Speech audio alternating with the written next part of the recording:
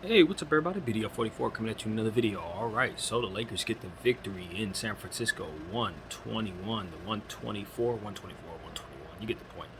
I've been looking at numbers for the last 20 minutes, trying to cram them all into my head, and I don't think a single one stuck. So bear with me. But nevertheless, I think what I want to say is, first of all, congratulations. We got the victory. Finally, we got a scratch in the preseason.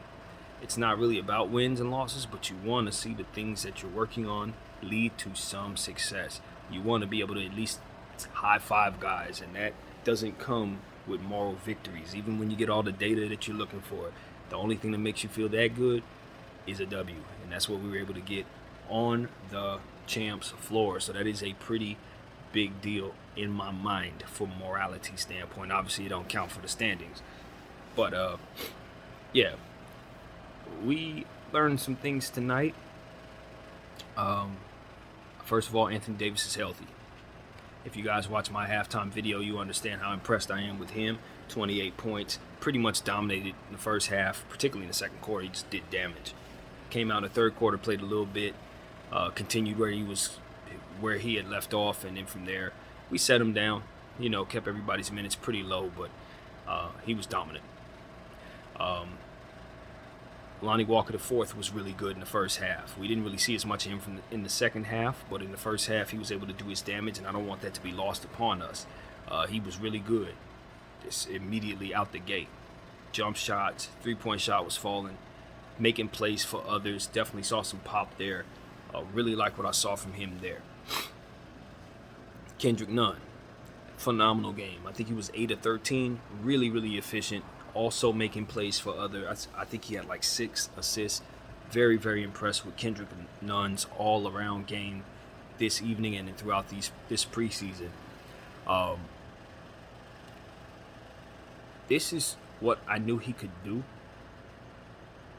I just wasn't sure if it would come back around to being at this level. And the thing about Kendrick's piece, one of the reasons why I was down on him is because I didn't think it made sense for the roster that we had. Well, since we've shaken some things around, his piece makes a lot more sense for this team than it did last year, in my opinion. And now with him being healthy, with this roster constructed in a much better way, it's just best overall for him in terms of his debut as a Laker. This is the way you want to be seen.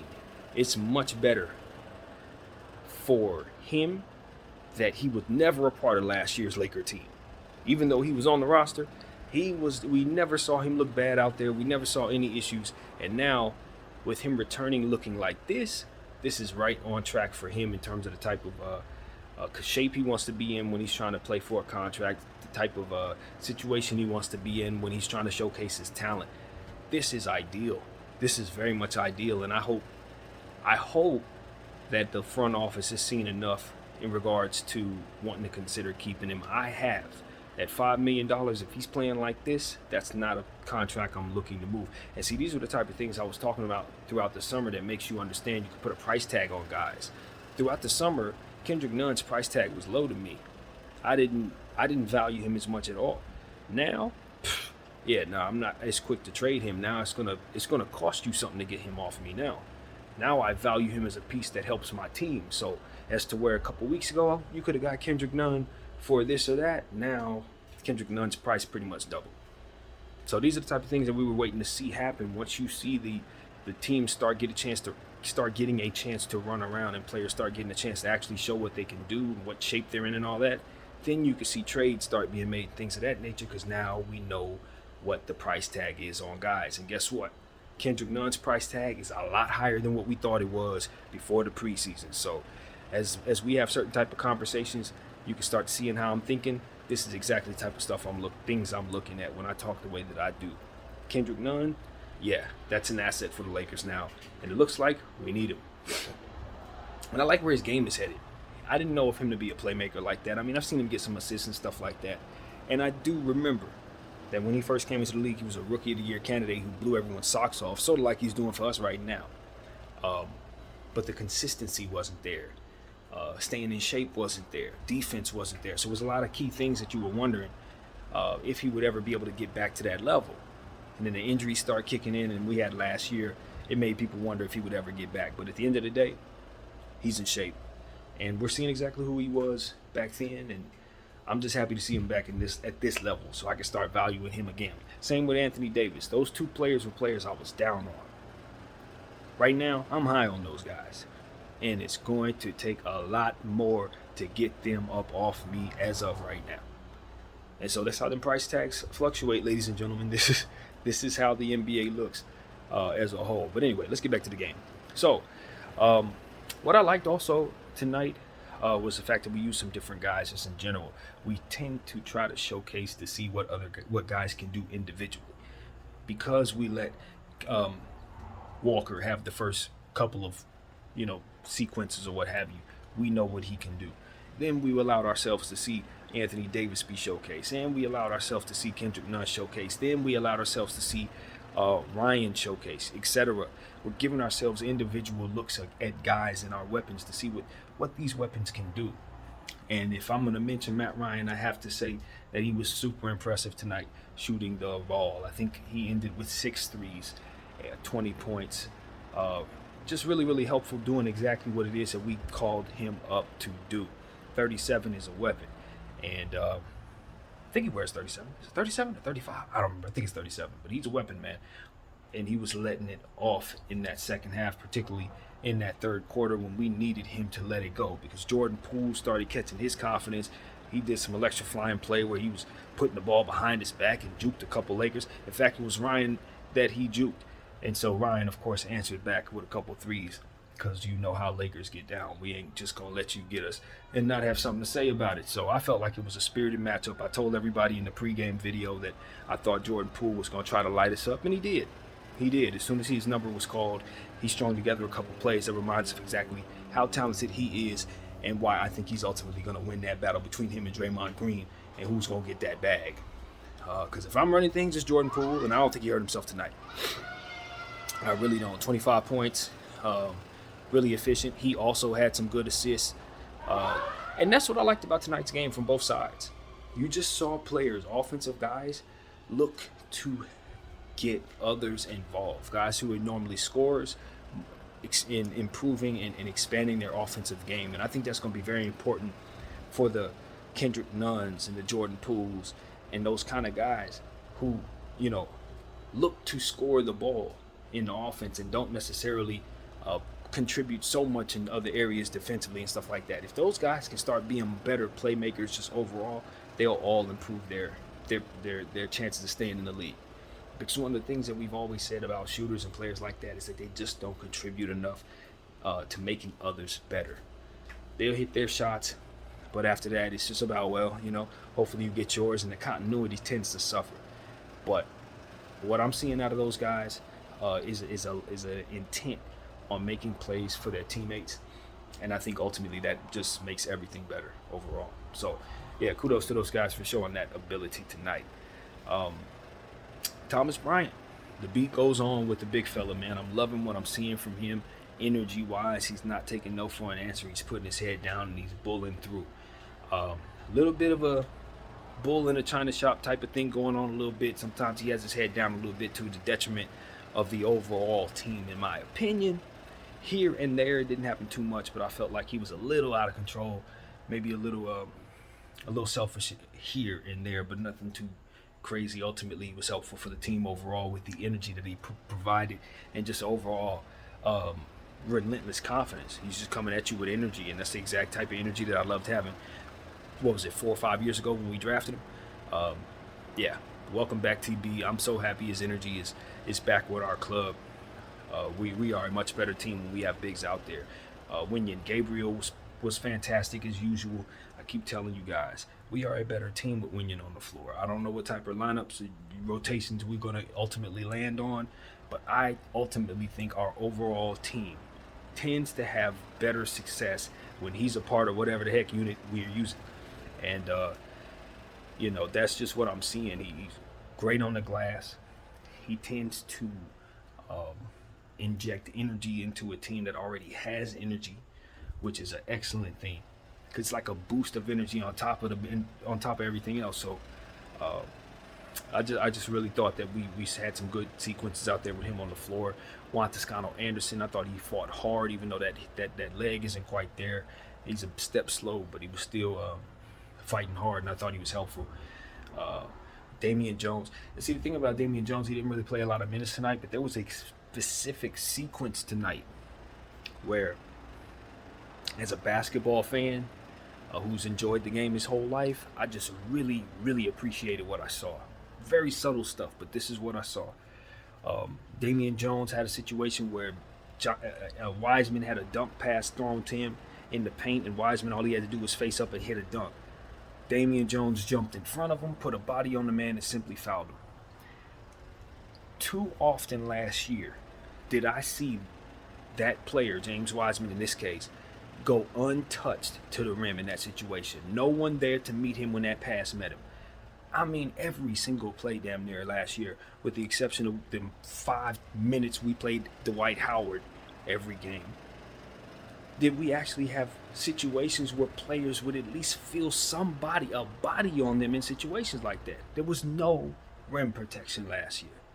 Right here, that one sequence, even though it didn't turn into anything other than a foul, it was everything I wanted last year. Simply somebody to just jump in front of that big man and put a body on him. Just I don't care if it results in a foul or a block or you getting dunked on. Just have some flesh on that person when they turn to look to score. That's all I ask. And that is exactly what Damian Jones gave us tonight. That type of instinctual physicality is everything for us. It's everything. Just keep doing that. I don't care if you don't score no points a night. If you have 6 fouls to give and you give me that 6 times a night, I'm a happy Laker fan. Straight up. I need that. So that's one thing I want to say. Max Christie, I like what I saw from him from a defensive standpoint. Offensively, the shot selection, we're still going to continue to work on. You know, it's up and down, and of course he's a rookie, so we have no frustration, no concern, and we're happy that he's energetic, and we want him to keep his confidence high. I feel the same thing about Cole Swider. I want to point out the good things that he did. He rebounded the ball, 7 rebounds. I think he got a steal. That's a good thing. You find yourself with a positive plus minus despite being 1 for 7. Now that jump shot, it's frustrating me. I'm not going to sit up here and pretend like I'm cool with Cole Swider missing 1 for 7. But all I ask when you miss jump shots is contribute in other areas. And he's doing it. He's simply doing it. So that's a good thing, and that's exactly what I need players to do when they're missing shots. Period. Nothing to complain about. I will balance out the bricks with the rebounds and the hustle and the lack of fouling and what have you. The lack of turnovers, all that. And that goes for everybody on the team. You can brick shots, but let the brick shots come with good intangibles. Let the brick shots come with you drawing offensive fouls. Let the brick shots come with you getting steals. That's all I ask. I like Shaq Harrison, man. Even though he only played in the last couple seconds of the game, he did what he needed to do to make his minutes matter. He stole the ball. He's profiled as the defensive player of the year last year in the G League, and he made sure his defense mattered out there. So immediately stole the ball, got us breakaway, also got an offensive rebound of some sort that really helped the team initially when we first saw him. So these are the type of things I look for. These are the type of things I look for. If a guy's going to get on the team, you only get like 3 minutes, I need to see you make those 3 minutes count. Shaq Harrison made the 3 minutes count, and I know that our scouts saw that. I know they saw it. So, you know, I want to double back to Matt Ryan, because now I've been very, very impressed, man. And I've been on this thing saying that I think Cole Swider is the best shooter we have on the team. We picked up a guy by the name of Matt Ryan, and honestly, he's hitting more shots. He's a pure shooter too, and you got to respect it. So if Cole Swider want to keep the name as the best shooter on this team, he's going to need Matt to cool off. Simple as that, because we just picked up another guy, and he's shooting. So I'm loving what we got there, and the minutes that he's given us are minutes that we need to continue to give him, because as long as he's shooting like this, we don't have shooting issues. Plain and simple. It's that simple. We needed a shooter. We got one right there, and he's balling out. So I'm very happy with him. He showed some heart out there in terms of kind of getting cooked out there with the little Jordan Poole highlight play. Came back with 2 straight threes. That tells me right there that he has heart. He's a competitor. That he's not rattled. And this happened on the road, so that's a big thing too. He did it on other team's gym. So These are all the type of things you look for in a shooter. You know what I mean? Can he hit these shots on the road, big moments, after getting cooked defensively? All those things matter because those things are going to happen. Shooters going to get cooked. Can you not be rattled by that? You know, these are the type of things. So I'm excited about Matt Ryan. Very excited.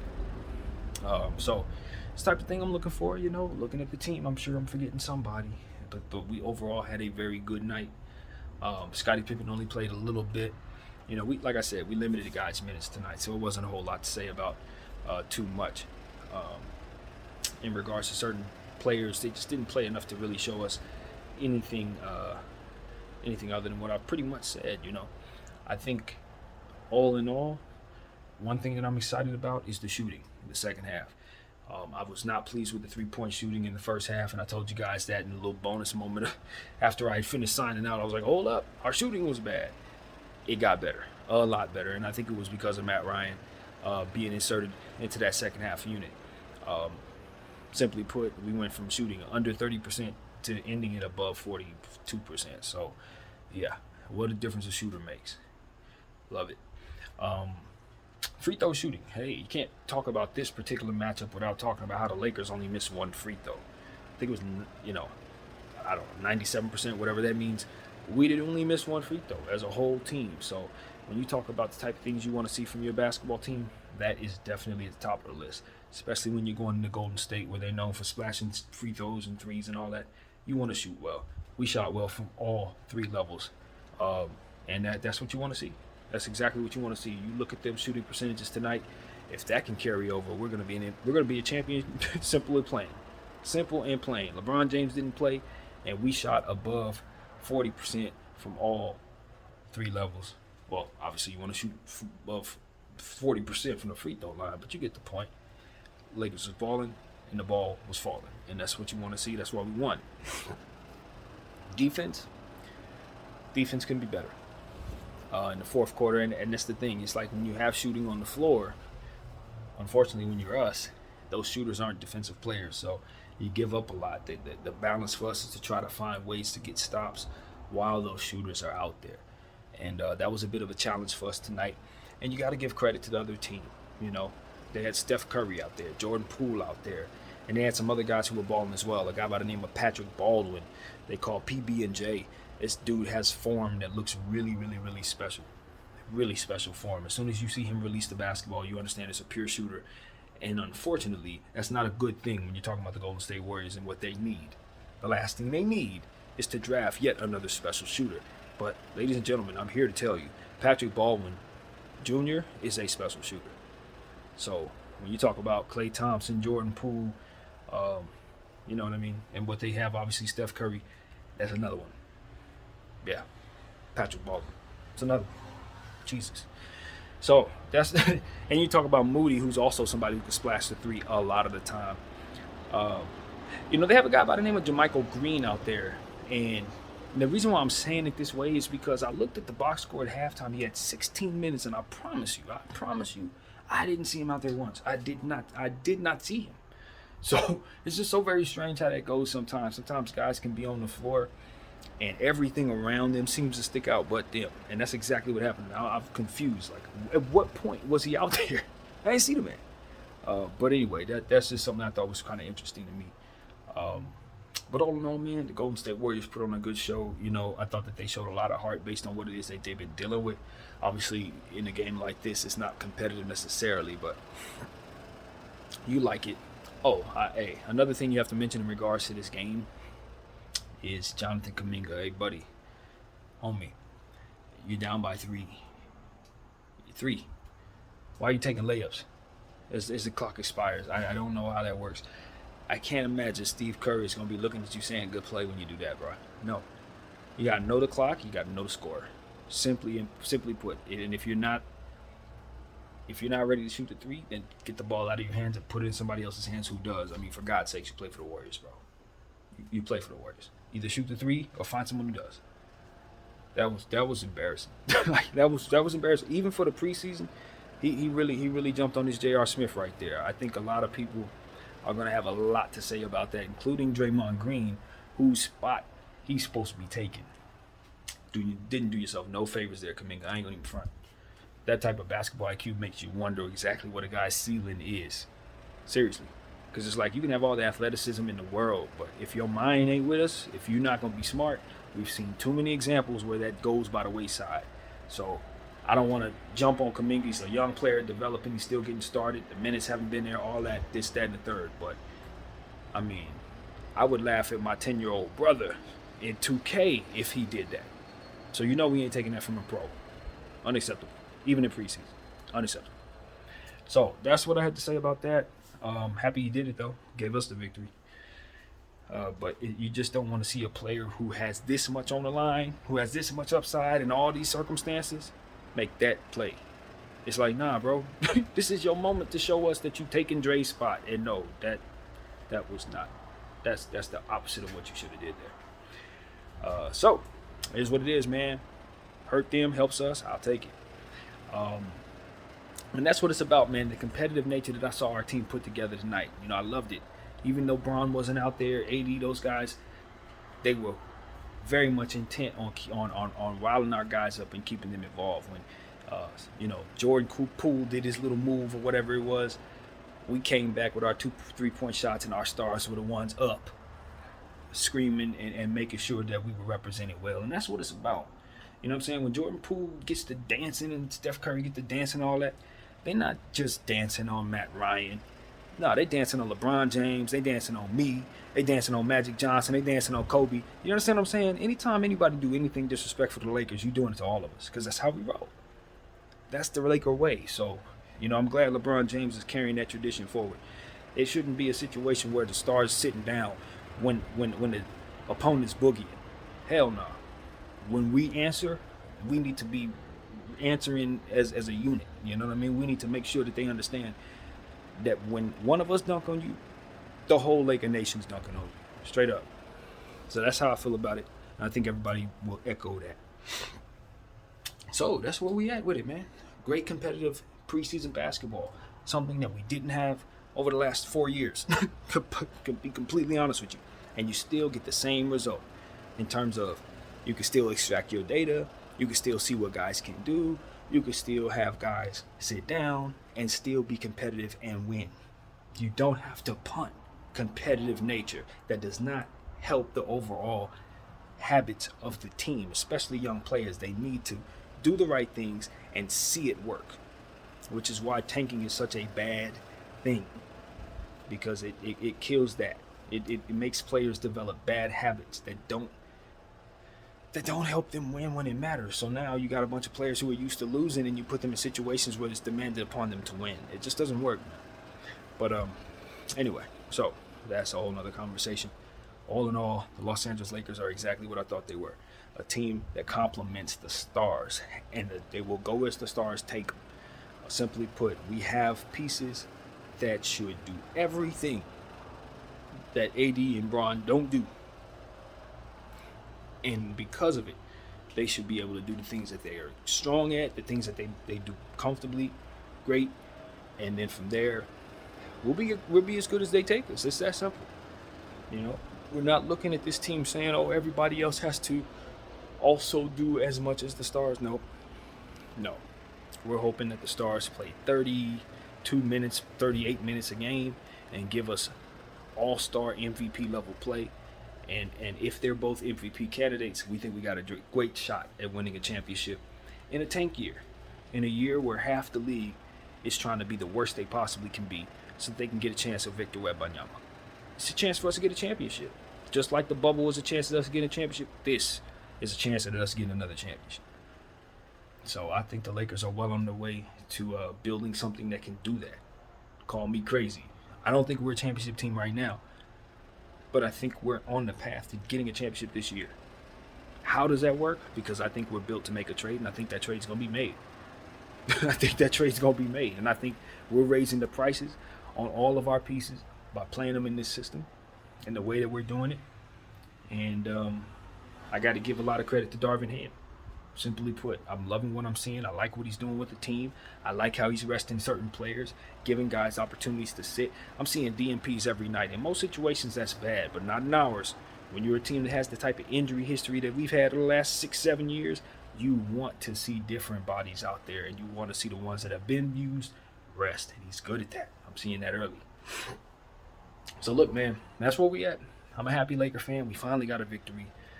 And the beat goes on, nothing bad to say at all. I just want to see the coaches continue to work with Cole Swider, continue to work with Scottie Pippen, continue to work with Max Christie. Those are the guys I think are going to help us along the way when they develop.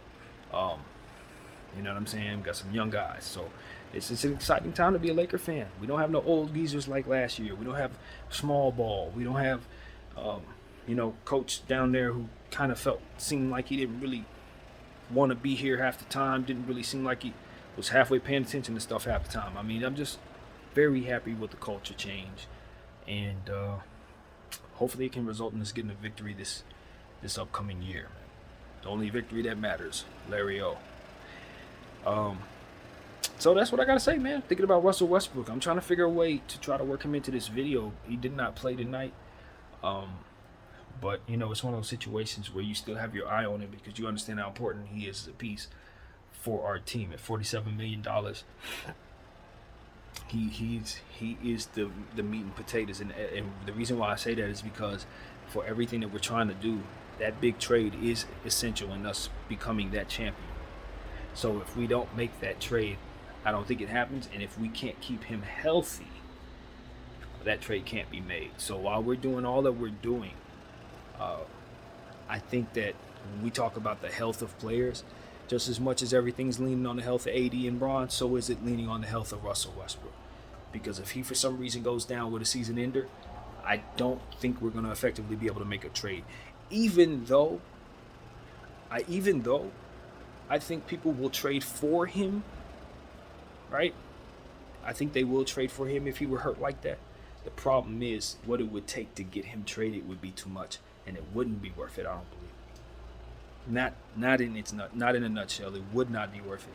Once he becomes an injured player, they're going to hike it up to 2 picks, probably plus Austin Reeves, Kendrick Nunn. Like, they're going to want all kinds of stuff just because they know we're going to need to let go of him. So they know that already. So everybody's talking about Laker tax and stuff like that. That's a real thing. It is. For those who don't think it is, you're not paying attention. Yes, it is. I'm not saying it's ridiculous. I'm not saying it's ridiculous in terms of like it's abnormal. The fact of the matter is the Lakers have an advantage. We have locale, we have history, we got the overall desire that people have to just dream of being Lakers. That kind of thing works in our favor, and because of it, it ain't the same thing to be a Laker as it is a Pacer. It ain't the same thing to be a Laker as it is even a Knick. It means more to guys, and because of that, it's going to cost more to build the Lakers if the field is paying attention and doing things properly. So while it feels bad to be on this side of it because you are a Laker fan and we're trying to make ourselves a champion, the reality is we got to understand the advantages we have as it pertains to building our team just because we're the Lakers. People want to come here, and the medium's going to push them here. So if I'm a Utah Jazz and I got a Laker piece or a piece that wants to be a Laker, you best believe it's going to cost the Lakers a little more. Why? Because ain't nobody forcing their way to Utah. Ain't nobody forcing their way to Memphis. They're forcing their way to the Lakers. So that right there gives them a direct, or us in this case, of course, a direct funneling to certain talent that the rest of the league just won't be able to have. And because of that, that's got to be working to the price. So Laker tax is real, and so is the balance of things having it be as such. Not to mention that it's hard to prove said Laker tax because leverage fluctuates in such a weird way. Like I said, Kendrick Nunn costs more today than he did 2 weeks ago. That kind of thing. So it's hard to prove Laker tax, but I'm here to tell you, if somebody pays close attention to this stuff, I believe it exists. I very much believe people ain't about to just give us the same stuff they're going to give to the Pacers. They're not. They're really not. And it should be that way, unfortunately. So, that's what I got to say, man. And we're still going to build a champion because we do have those advantages. That's what you got to understand. We're still going to be able to build from a space where other teams may not be able to. It just is what it is, man. We the Lakers, straight up. So, that's what it is, and I'm proud of that. I wouldn't have it any other way. There's no better team to root for on this planet. I assure you that. And with that being said, my name is BDF44. I thank you all for watching. I'm out.